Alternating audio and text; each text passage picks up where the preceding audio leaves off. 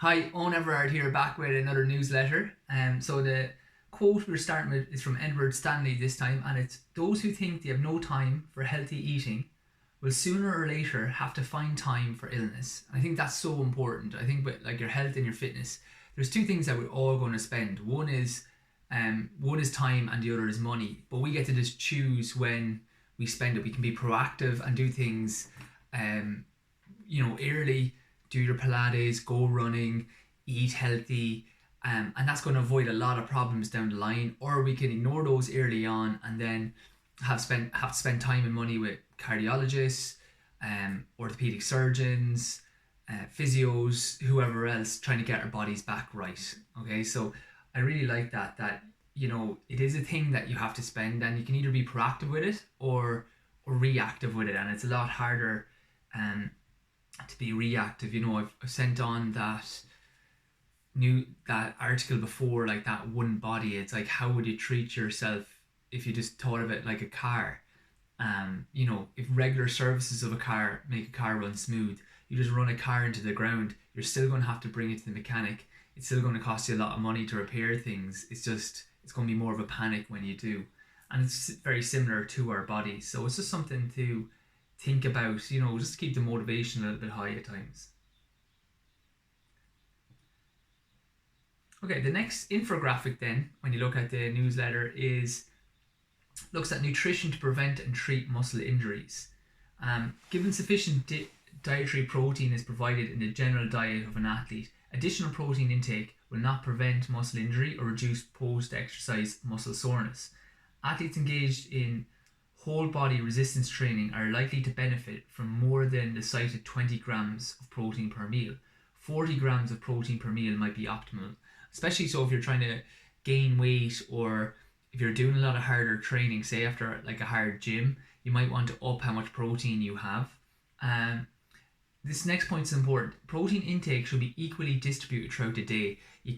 There's only a certain amount of protein you can absorb in one sitting, so you need to try have, especially if you're trying to build muscle mass, protein regularly throughout the day. Increasing protein to 2.3 grams per kilogram of body mass reduces the loss of lean body mass during reduced calorie intake, a strategy that could prove useful for the injured athlete. Okay, and I've actually we chat about that a little bit here now. So the reduction in activity induced by a muscle injury. So if you are injured and you don't want to put on weight, what you should be doing is upping your protein if you are going to reduce your carbs. And again, the next point though is important. The reduction in activity induced by a muscle injury results in a reduction in energy expenditure, which consequently requires a reduction in energy intake to prevent unwanted gains in body fat. However, the magnitude of the reduction in energy intake may not be as drastic as expected, given that the healing process has been shown to result in a substantial increase in energy expenditure. And what that means basically is, yes, you're going to have to eat less if you're injured because you're not taking on as much, you're not burning as much fuel, but be careful. I would say stay eating good dinners. Like this says, increase the amount of protein you're eating. Other inflammatory foods like ginger might be good to start adding to your dinners. Just cut out like the snacks and the treats if you're injured, because you will not be able to burn them off. But like good nutritious food is really really needed. So like big dinners. I want to do a thing called a dinner diet, and it's like, I think if you had two dinners a day, you would lose loads of weight, because you're just eating good veg and cooked meats, and some carbohydrate, like say some potatoes or sweet potato, and then that would cut down. It's the snacking that kills you, like it's same with salads and all. Like it's like a plate of that is, you should be having like 5 plates of that, okay, to get the same calorie intake. Also on that now, I need to look up to it more. It's not my nutrition's not my area of expertise at all. But one thing I totally disagree with as well, and again, I don't know if it's proven, but a calorie doesn't equal a calorie. You can't have, say if you have 2,500 calories of veg, which would be like absolutely, like you would be eating all day, which is why I say add loads of veg to your dinners. Um, meats as well, or protein. Again, very hard for the body to break down. We'll use what we need for muscle repair. You'll just pee out the rest. It just gets broken down. The amino acids gets broken down to a urea. Basically, because you can't absorb a lot of that, even though you've eaten a food that's say 100 calories, you can't break all that down and use it. A lot of people just say pass through you. Whereas like if you have 100 calories of like a chocolate bar, because it's so easy to break down and the energy is given off so quick, that will spike your insulin, which causes the insulin comes and insulin takes it out of the bloodstream and stores it as fat because it wants to keep your blood sugars level.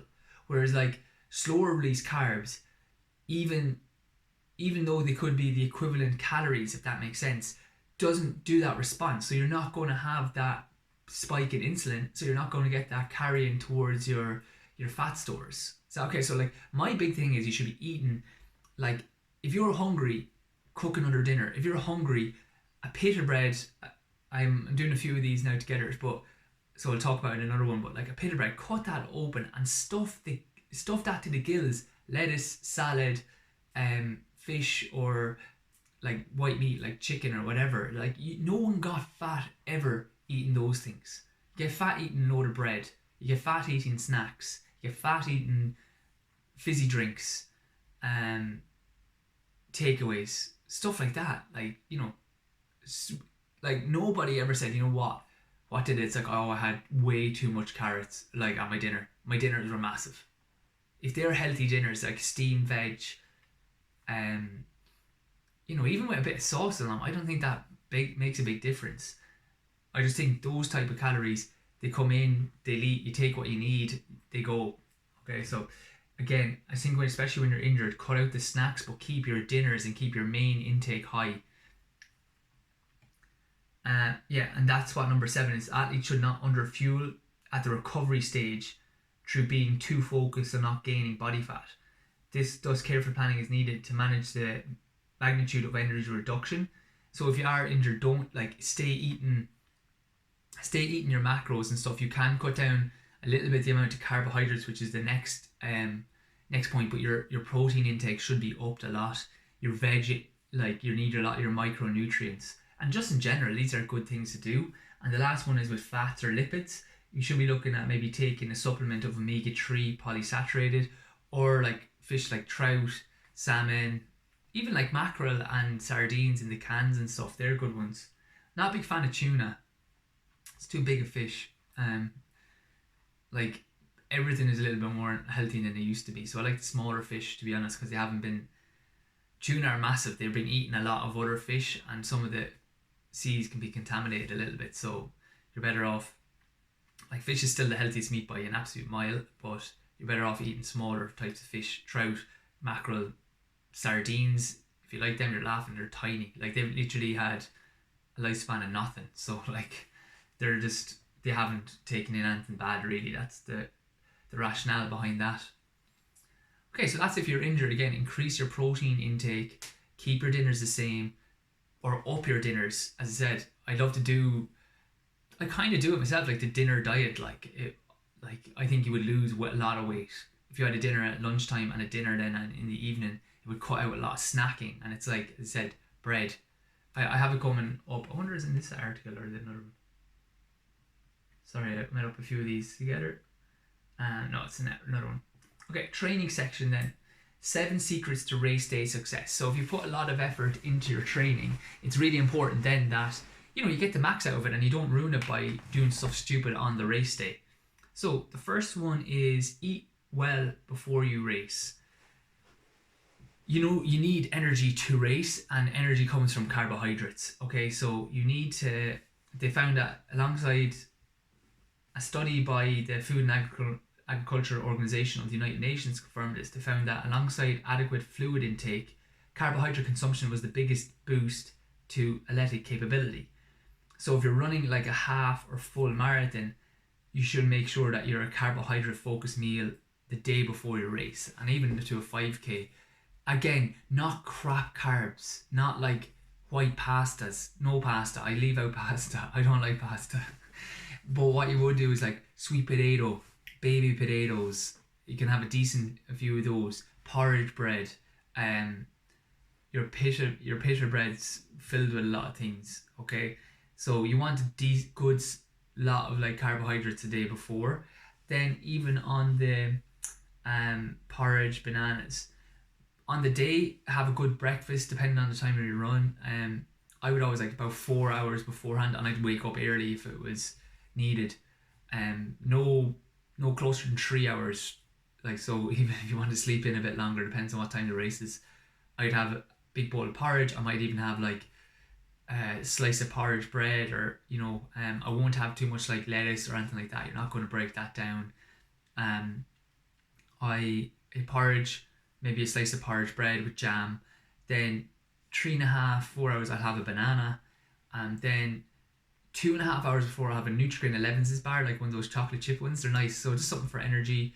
I'll have a beetroot shot, and then I'll have Lucozade or Powerade from like 2 hours to 1 hour before the race, and then I'll just start sipping water then, from 1 hour to 0 hours before the race.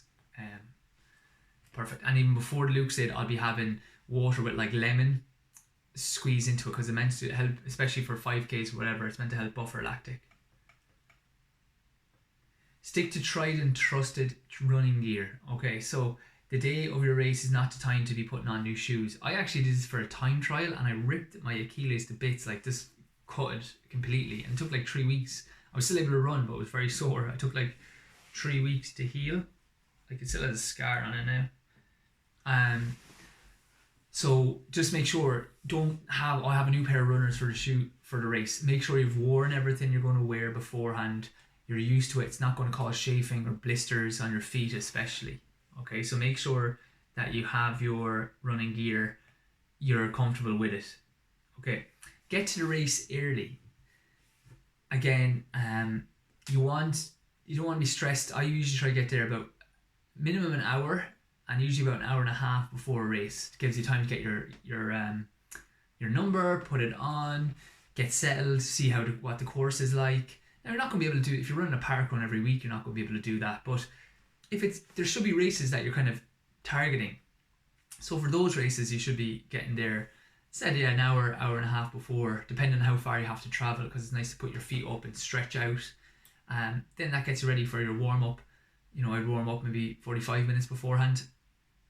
You might only warm up half an hour beforehand, but again, you should have that little routine just to be ready to run, and then you're not stressed wondering will you get there or what's traffic like. And then number 4 and 5 are visualize running success and plan your pace. And these are both like this idea, like I don't really do much of like, oh, it's going to be so easy and smooth, but what I do a lot of is think how the race will actually run. Okay. Same with planning your pace. So you should know, like, this is roughly what I'm going to go out in.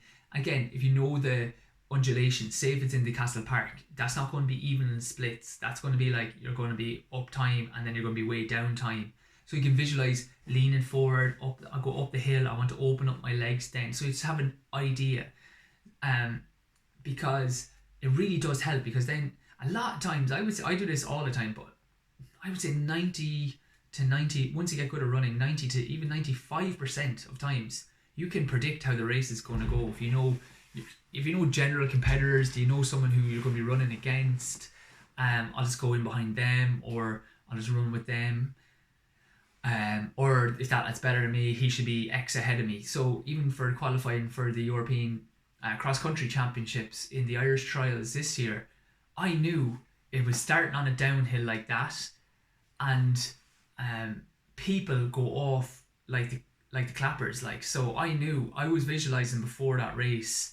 In fairness to Brian Maher, he's brilliant. He taught me a lot in tactics, but like, just get out relaxed. Don't panic that there's going to be like loads of people ahead of you.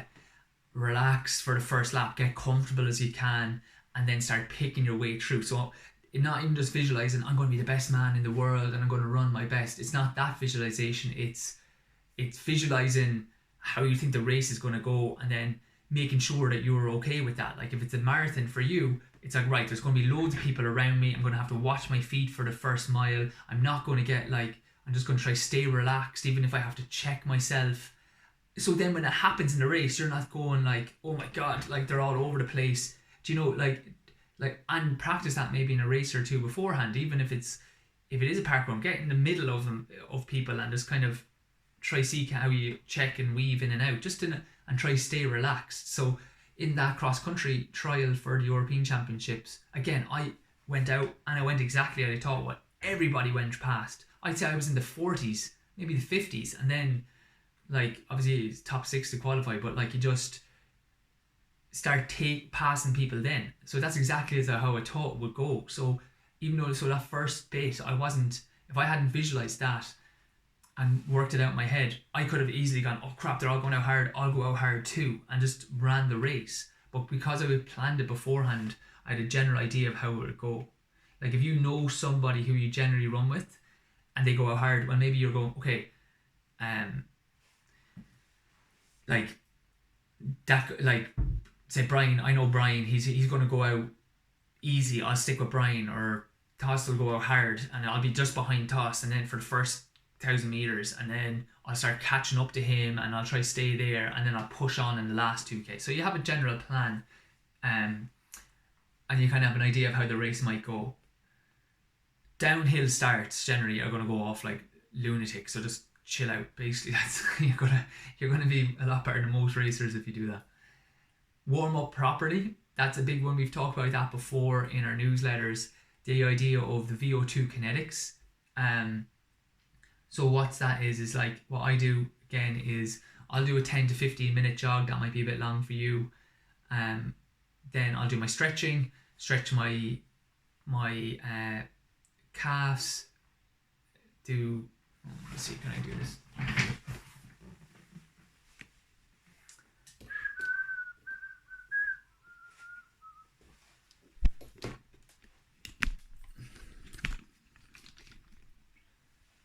So stretch like that for 10, straight leg stretch for 10,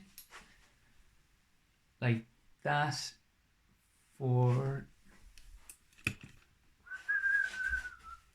that for 10, hold for 10 seconds on that.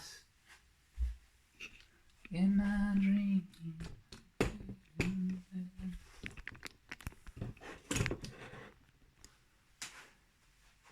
Do a quad stretch for 10, groins for 10. You know that kneeling one I do? So I'm kneeling down on my foot, I lean away and turn, so I get my hip flexor. I'm lying on my back, bring the leg up like that for 10. I'll do groins, 10. Then I'll just do shoulders, triceps. Okay, so I'll do that for 10. That usually takes me about 10-15 minutes. Then I'll do high knees and then hold in 2-second dynamic stretch on the way back. Bum kicks, but I keep my knees out in front and hold that for for quad stretch for about 2 seconds, side to sides, and then hold a groin stretch for 2 seconds each. And then I'm going to just do a long, remember we talked about VO2 kinetics, you want a hard stride for like 30 seconds at race pace. So I'll go out for 30 seconds trying to get that second wind essentially. So we'll go out for 30 seconds, that'll get me breathing. I'll then change my shoes into the running, like my racers. I do that 30-second one like 20 minutes before a race. That might be a bit long for you before a race, but if it was a serious race for a PB, I'd be doing it no more than 15 minutes before the race. If it's one like a park run or something not as serious or you don't have the time, do it about 10 minutes before the race. So I'll do that 20 minutes before a race, then I'll change my shoes, I'll be taking a bit of water in, then I'll do maybe 3 more strides for like 10 seconds. Just getting my legs turning, stretching anywhere it feels a little bit tight. And then about 5 minutes before the race, I'm not doing loads of strides. Now I'm just like shaking out my legs, I'm kind of ready to roll. Okay, so important to get that one big long stride done. And again, if you can get it, I do it 20 minutes before the race, but if you're even doing it 15 minutes before the race, you'll be fine. Minimum 10 minutes before the race. what was I going to say? If you can't get 30 seconds, what you can do is 4 by 50 meters with like a 20-second recovery. So you just sprint down, stop for 20 seconds, come back up, stop, come back up, stop, come back up. The idea, you want to be breathing heavy enough. You want to kind of get into race pace, because that allows you then to get your breathing straight away into race. Otherwise it can take like 90 seconds to get into what you should be racing at. So warm up properly. And then use the right water stations is the last one. Okay, and with this one, right, it's like, make sure that you are hydrated before. So again, as I said, I'll be sipping now, because a lot of times people overhydrate on the day of a race, and I used to always do this, like drinking like a lunatic, not needed. I'll have my bottle. I'll have lemon juice in that, from a lemon, just in case you don't know what lemon is, not like a cordial or anything. Lemon and lime, it's meant to help with lactic buffering. I don't know if that's true, but it's not hurting me anyway. Then I'll have that, and only maybe 500 mils of that. I won't be overly drinking there. Then, as I said, 2 hours to 1 hour Lucozade, and then 1 hour to 0 just water. Then again, so you could go cordial into your energy drink and then into water. And again, I never drink any energy drink any other time during the year, only on races. Okay, same with caffeine. I only have that for a race. I never drink any coffee or anything, but like, just, I know people drink coffees, but just with the energy drinks, never for any training session ever. The other thing as well is like, you'll be well hydrated beforehand. Skip the first water station if you're in a half marathon or a marathon even. Don't go to the first one, okay? You're still well hydrated. You don't need to go there, and everybody's going there nearly out of novelty to pick something up. Skip that one and then maybe start from the second one, okay? So so I don't care what your hydration strategy is after that, but always avoid the first water station. Very busy, people are crossing you. You stay out, go past that one, stay in your running, and then you can start maybe from the second one out. Okay, good. And then the last one is the health section. This time is, I was asked a while ago to do a speech for St. Kieran's College. I got the kind of past student of the year award. So it was really big honour, like really big honour. I love Kieran's College, and they asked me to make a speech there. So I'm just going to put in the speech. So the speech was just kind of directed towards like your memories and then some advice for the students. So I'm just going to talk through. I was only happy to talk of the great times I had in Kieran's, so I skipped that bit because it's not relevant here, and the great friends I made. The advice I gave may help 1 or 2 students as they go to college in the coming months. So here's what I said. Okay, so I have 3 pieces of advice that have helped me. The first is to trust yourself and trust your gut. There's a nerve from your stomach that directly goes into your brain called the vagus nerve. In her book, Gut, by Julia Enders, she talks about how this might attach to our subconscious. Our subconscious is a powerful thing, and it can compute a lot more information than this conscious part of our brain. Therefore, sometimes we get a feeling in our stomach that we cannot consciously articulate, but either feels right or wrong. You should trust that feeling. How do you know if it's the right thing? Generally, there is no persistent nagging in your body. If it's the right thing, there is generally silence and a determination to go and do what you've set out to do. After college, I took a year out to run full time. I had a new coach who had been a great runner himself and had a great reputation. However, in my gut, I felt it was the wrong move for me. I persisted though, and that year I ran like an absolute donkey. I left after a year and went to do my master's and went looking for a new coach, Thomas Chamney. It felt right from the start. There was no nagging doubts in my body. Thinking on it now, I did the same at school, moving from history to biology after 2 months. I also switched college from UL to DCU after first year. Each time I made the move, I knew it was right because there was a silence in my gut. Trust your gut would be my first piece of advice. Especially for the 5th and 6th years, there's a lot of big decisions coming for you. It is hard to consciously process everything sometimes. It's hard to constantly process everything. Sometimes sleeping on it, letting your subconscious digest the information, is the best course of action. Don't be afraid to change if it feels right in yourself. And that's so important. Like, I think that could be for anybody. Like, I've looked into that more. It's called the gut brain axis. There's a lot more stuff on it now that we sometimes can't process all the information, but if we have prior experiences, our body has had feelings either of stress or like this is grand to do in the past. So that's something like where if I made a decision, if there's still nagging doubts, like, you know, I thought history would be different because I did well in history in junior cert, but then I went to do it in leaving cert, and I was 2 months in, and usually people would leave it, but I was like, this isn't right for me. So I asked, could I go into biology? And like every history class was like, this isn't right, like, but ignoring it. And then eventually I was like, look, pull the cord, do it. And that was a good decision. I got an A1 in biology in the end. Mrs. Meany, shout out to her, she was a great teacher.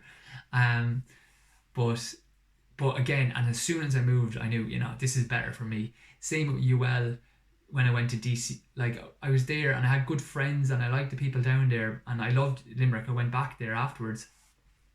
But I kind of knew this isn't the right course for me. And I was just kind of niggling. And then Journey Nolan helped me make that move for running as well, to go to DCU. And as soon as I went again, it was just like a silence. So, like, trust that gut feeling. Sometimes it can process things for you better than you can do yourself. And there's a line I use for that. It's called, knowing what I know now, would I have made this decision? And if the answer is no, get the hell out of it. Okay, no matter how hard it is, it's the right thing to do. Okay, so when I'm doing history, knowing what I know now about history, would I have chosen this subject? No, I wouldn't have. Okay, but a lot of times we go, no, I wouldn't have, but then we'll stay doing it because we're in it. Okay, it's called sunken cost fallacy, because you've invested time in it. It's the same, like, I'm developing, like you'll see in the end of my things, it's just taking ages, but I had a developer of my new, I'm working on this new piece of equipment for your back. I think it's going to be class. Like, I got the patents and all now, but I had a guy working on it and I spent loads of money with him, like thousands. But I had to ask myself, knowing what I know now about him, would I have employed him? And the answer was no. And so even though I gave him a lot of money, and the same with my app developer, I just had to I had to say, cut the loss, say, look, you just keep that money and go to someone new. Okay, so trust your gut. It doesn't steer you wrong. And then you know it's the right decision because there's a silence. You just feel like, all right, now it's time to get on with that. You're not like constantly second guessing yourself. Okay, number 2, set your goals high and go for them. Don't settle and don't be afraid to fail. Life the way it is now, there are so many ways to achieve what you want, and you never know when things are going to go right for you. You need goals that motivate you to keep you going. If you want to be a teacher, a doctor, or whatever, keep that goal. There are so many ways to get something now if you persist and stay motivated. I wanted to run a sub 4-minute mile. It kept me motivated to get up and run before work and then go out again after work. If you have a goal you really want, you'll work hard for it. If you're a goal that you're only about 5 out of 10 about, you'll put in about that level of effort. I didn't get the points for physio, but I didn't say I'll just do another job instead. I went to DCU, I did athletic therapy, and then did a master's in physio, where I graduated first in my class with distinction, and I finished my PhD last summer. Have goals that motivate you and that you want to achieve. That brings me to a related point. Don't be afraid to fail. I failed a number of times, and I can tell you, you never regret the things you go for in life. There's a saying that every failure brings with it the seeds of an equivalent or bigger success. As I mentioned, I took a year out to run full time and ran terribly.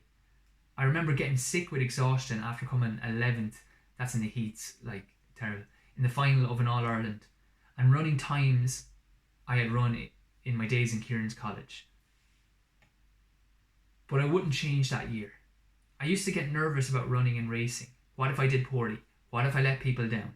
Running poorly allowed me to realise that my friends and family only wanted the best for me.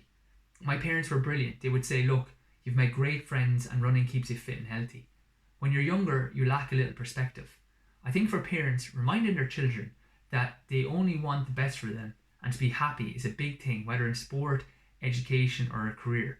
The following year, I had a new coach and a new perspective. I was more relaxed when running, and that allowed me to enjoy it much more and subsequently lead to more success. Life is long. Set goals that you really want to achieve and really go for them, because even if you fail, you don't know what benefits it will bring. Yeah, I think that's like, again, I can't say that enough. Once you, if you do, like, there's so many ways like to get into different courses now, or do it, and like, like, for, it sounds extreme, but there's people go, say if you want to be a vet, like you can go to Bulgaria, like it's only 2-3 years. It seems long when you're 18, 19, but it's just you just go, time goes like that in the end of the day. So if you do want something, stick to it. And again, don't be afraid to fail. Again, as I said, it really does. I've done so many things that didn't go anywhere, but maybe give me skills then to help me with something else in the future. Again, like, you're probably looking at this with the Pilates. The first thing I ever did with it was a golf Pilates. I had 2 people.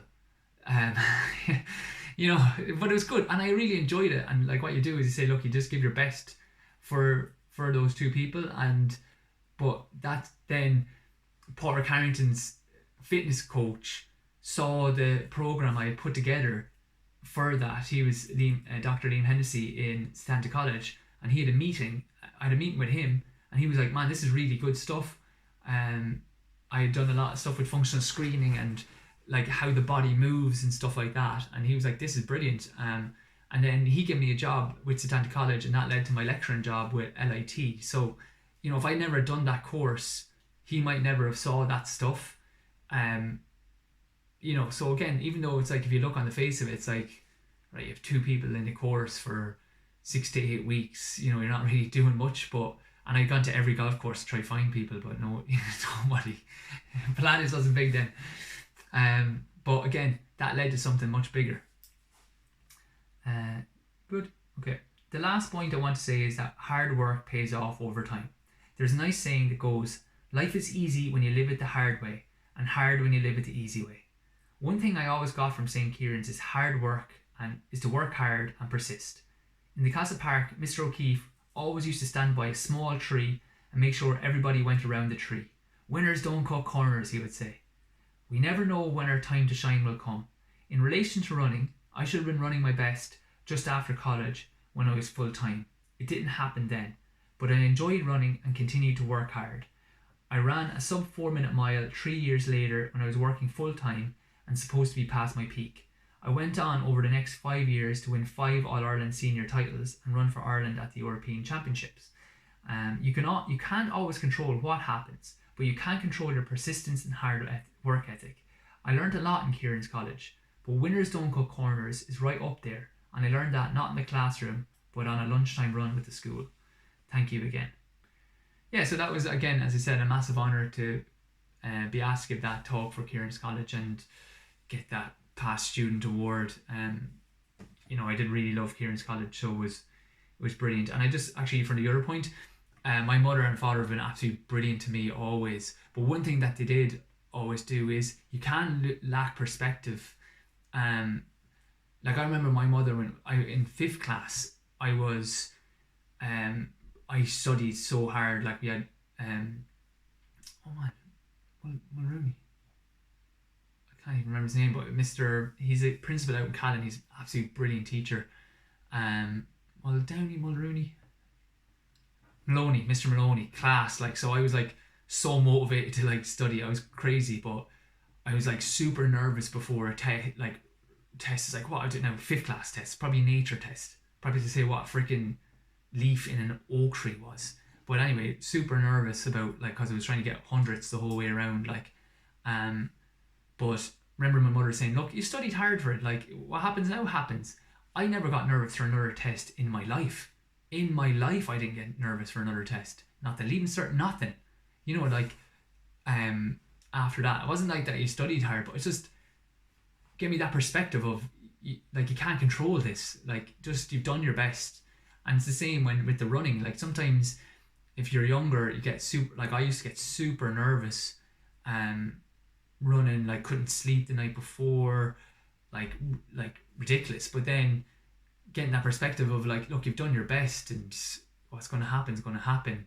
Now, I needed to go and run like a donkey for a year. But again, I think that is something you can help kids with. Like they're their own people in the end of the day. Like you can only, like they're going to be what they're going to be really. Like, but it's like the yin and yang. A little word every so often. You don't know what kind of different. Like my mother wouldn't remember that story in 5th class. You know, because it was like literally in the morning. It's probably just nagging her, but it made a massive difference. You know, that way. So, given that perspective, that was a good idea. Okay, back to Pilates then, I suppose. And again, if you're new and you want a free trial, let us know. If you have to be active at least 3 times a week, willing to do a hard class once per week, you know, so not if I'll fit it in when I can, it's not going to be for you. You need to be like, I'll do this Monday morning, or I'll do this Monday evening, or I'll do this whenever, but you'll do it once a week. And then for people who have been doing it all the time, thanks a million. If you have a friend you hear, you know, getting ready for a marathon or half marathon, and they want a bit of structure or something to keep their bodies healthy as they're bigging up the mileage so they don't break down close to a race, maybe mention this. They can try a week's free trial. If you email me, I'll make sure that they get top of the list for a free trial. If you email everardpilates@gmail.com. Okay, until next time with the newsletter, hope you enjoy that. I'm going to record another one straight away, so I'm going to be in the same clothes.